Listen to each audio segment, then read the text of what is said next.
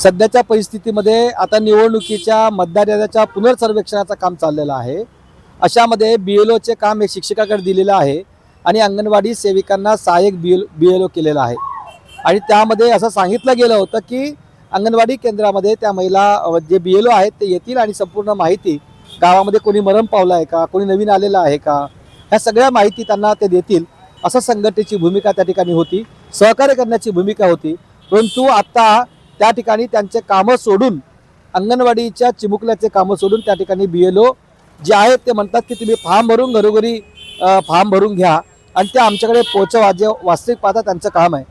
यासाठी म्हणून आम्ही निवेदन दिलेलं आहे की हे काम आमच्याकडे देऊ नये आणि फार मोठी अडचण आहे। अंगणवाडीमध्ये मुलाला शिकवता आलं पाहिजे, अनेक गोष्टी अंगणवाडीमध्ये कराव्या लागतात व त्याच्यामध्ये फेस कॅप्चरिंग करावं लागते। ह्या सगळ्या गोष्टी असताना ही अडचण त्या अंगणवाडी सेविकाची आहे, ही अडचण समजून घेण्याची गरज अधिकाऱ्यांची आहे।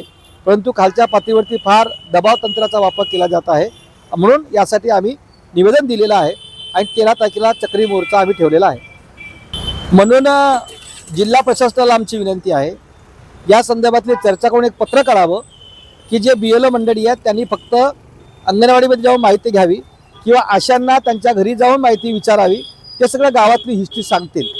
कारण हे कळतं आहे, पण त्या ठिकाणी अंगणवाडी सेविकेला त्यांच्या कार्यक्षेत्र सोडून त्यांनी त्यांच्या दुसऱ्या कार्यक्षेत्र दिलं असल्यामुळं त्यांची अडचण होत आहे की दुसऱ्या कार्यक्षेत्रामधल्या महिलांना इतर त्यांच्या कार्यक्षेत्राच्या व्यतिरिक्त माहिती नाही आहे आणि म्हणून आम्ही हा चक्रीय आंदोलन करतो आहोत। या संदर्भामध्ये उपविभागीय अधिकारी RVAचे साहेब यांनी मला फोन केला होता आणि त्यांना पण सांगितलं तुम्हाला आम्ही 100% सहकार्य करू, तुम्हाला 100% माहिती पुरवू। आता सर्वेक्षण पूर्वी केलेलं आहे तुम्ही लोकांनी, फक्त फॉर्म भरायचं आहे आणि ते फॉर्म कसे भरायचे तुम्ही अंगणवाडी सेविकाला न सांगता तुमच्या BLOनी भरावं अशी आमची विनंती आहे।